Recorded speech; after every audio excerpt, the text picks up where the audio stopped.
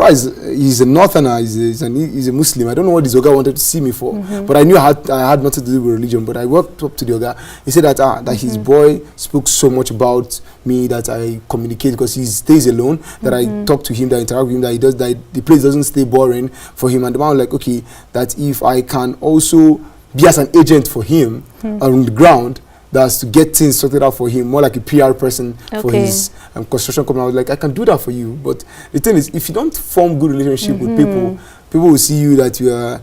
We need to kill pride. Pride is something else that we need to kill, and we have so much of it in Nigeria. Nigerian youths, we have so much pride. And I'm surprised because sometimes some people are not at a certain level, but they just feel as though because of who they are associated with, they can just put anybody down, which is completely wrong. Exactly, it is totally wrong. And we need to also, I don't know how others grew up, but I grew up with the notion that you have to strive for yourself.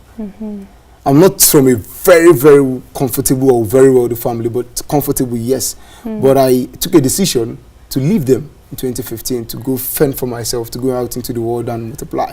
According to the Bible, multiply in the sense that I want to add more income. But the thing is, everybody have different view about our life. You have different things that motivate you. It is the thing that motivates you and encourages you that will go a long way to speak for you when you're not there. I know for a fact that I don't need to go with the Jonesons. I don't need to go with the normal trend of fast money, fast life. So that's kind of curtailed me to limit my friendship, to limit the way I interact with people. Because when I believe in fast money, fast life, I will treat people in a way that they shouldn't be treated. So, and it's working out for me. And that's the only thing I have to tell Nigerians: work in love and work on yourself. Integrity matters. Let people know you for something, that when you're not there, they can speak for you. Okay, this guy is the best for this job. He can do it. This is what he stands for. Exactly. Okay. So you said that you left your home at a very young age, and that you've always been motivated to not really work towards the fast money, fast life, which is what a lot of young men are doing these days. So what would you say motivates you the most? Is it that desire to just, you said work in love, work in integrity, or would you just say just to always put your best foot forward out to the world? What motivates you to keep showing up, to keep approaching people in a way where you know you're building and establishing good relationships? I think it's working in love. Working in love. Not just putting, because you can put your best foot in with pride. Okay. You can put your best foot in an establishment where there's so much hate for you in that establishment. Okay. But when you walk in love, the thing is, love kills all hatred. No matter how you see it, love kills all hatred, because you might not be related to me, but we formed a good bond, a good friendship. That even there are places you know that this is the best person for this job. You might have other people who could do that job. But within yourself, family members, close family members who can do that job, but the fact that you know this person's capacity and you've seen how he relates, you're like, oh no, this person should do this job. You can then probably tell your people, this person will do this job for us very well. And the thing is, working in love is a conscious effort. It's conscious. It's not something you do to a selected few. People you know that their family has bands, that their family is rich, or people that schooled abroad. Because that thing started in NYSC. I spoke to everybody in camp, like the captains, the army guards, the cleaners, anybody that comes around. I joke with them. I forget this suit that I'm wearing, man. But I'm a very fun person. I love to make people happy. Like there's nobody that stays with me and will say, Henry made me sad in this. I could probably make you sad by being too happy, because I am hyperactive. So I always try to work in love, laugh with everybody, be a source of encouragement to people, speak good things about people all the time. So with that way, you would always get past above those that know somebody, that knows somebody, that knows somebody. So it's not all about connections, people. No, sometimes it's just about your work ethic and how you approach other people. Exactly. Yes. So something that you mentioned is that you are currently a presenter, but you didn't study media. You didn't study journalism, mass communications. So how would you advise people who actually want to get into this field that they don't need the experience in media, that they can learn while on the job? Yes, exactly. You can actually learn while on the job, and it takes dedication. If you love it and you have passion in it, and also having a boss who gives opportunity. I must say, Nancy Naji gave us the platform to thrive. I appreciate the work she did. She also taught us what we know in the business reporting. I didn't study business or mass communication or economics, but I learned everything about inflation, about GDP numbers, about figures, about data and Nigeria Bureau of Statistics, and all the rest of them on the job, because I had a boss who was teaching us, was putting us on our toes to go out and be the best. In her words, be the best you can be. So being the best you can be means you have to go extra mile. So many people, I know so many people are in a job situation where they don't want, they don't like it, it's not their option. But the thing is, God has a purpose for everybody. So as far as you're in that business environment, just be the best you can be in that business environment. That business environment can lead you to something else that will be better for you or favorable for you. People might be watching how you handle the business somebody gave to you. They will recommend you for the position you want. Somebody can watch you present. Somebody can watch you present and say, okay, let this guy handle. Let him handle one of our PRs for United Nations. Let him handle one of our PRs for ECOWAS.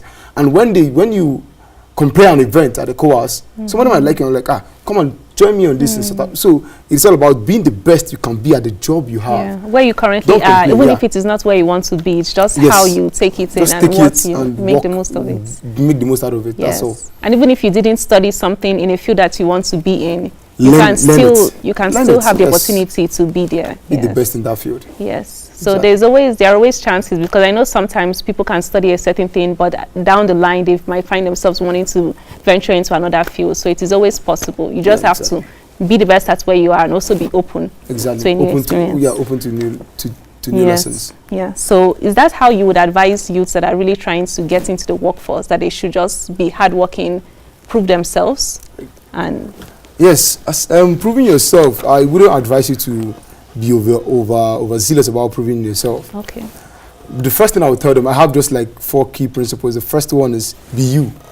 Being you means that you should be real, you should be authentic, you let your word be your word, and then building friendship and strong relationships. And also believe in your religion, because I wouldn't want to sound so religious by saying just believing in God.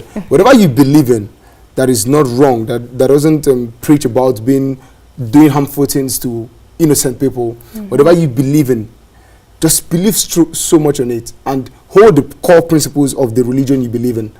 Because I know there's no religion in the world where it outrightly states that you should kill anybody. There's no religion in the world that preaches hate. There is none that preaches disunity. So just hold the core values of every religion, which is love, peace, and harmony. When you build love, you become peaceful. You become receptive. Somebody might walk up to you and want to talk to you, but the way you respond to the person might kill every opportunity he or she has to present to you.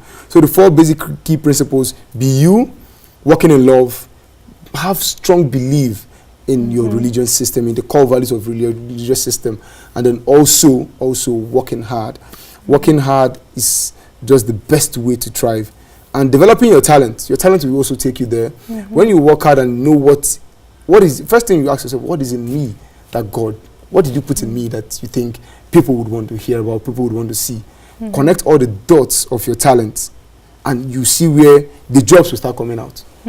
Let's not be scattered. People will be coming to you based on how you're able to present yourself to the world and perform. Yes. Exactly. Yes. Thank you. So lastly, I just want to know where you would see yourself 4 to 5 years down the line, because I know you are doing many different things. In addition to being a presenter, in your profile, you're a fashion illustrator, designer, and then a diplomat. Yes, so exactly. Where do you see yourself 4 to 5 years down the line? If you're comfortable sharing your aside the personal ones, 4 to 5 years time, I should see, because I've been able to connect all the dots, and I think I would do so much aside the business reporting. I would do so much. I'm interested more in ending gender violence, actually. So being a diplomat, I have a dream of working in United Nations and spearheading gender violence in Africa, ending gender violence and gender-related issues in Africa. And aside that, I plan, by the grace of God, to have one of the biggest fashion brands in Africa, like the likes of Gucci's and the Pradas. So I want to have mine, some Nigeria, which is something I've been so much dreaming and working on. And it's also going to be a modest clothing brand. And then aside that, I wish to also encourage young Nigerians. I wish to also be a source of motivation to young Nigerians who are out there. All of us that are young, I'm not yet old, please don't take me as an old person. So I wish to encourage my fellow young Nigerians on living a good legacy. I don't care about all the monies, because what will count on the last day, people will remember the number of cars you had when you were alive, People will remember the number of women or ladies you cheated on or you have. People will remember the number of shoes, Gucci shoes you have. But one thing they will remember you for is the legacy you leave. So in 4 to 5 years' time, I should have been praying to God that I have a good legacy, that when I'm out of here, we all will die, funny as it sounds.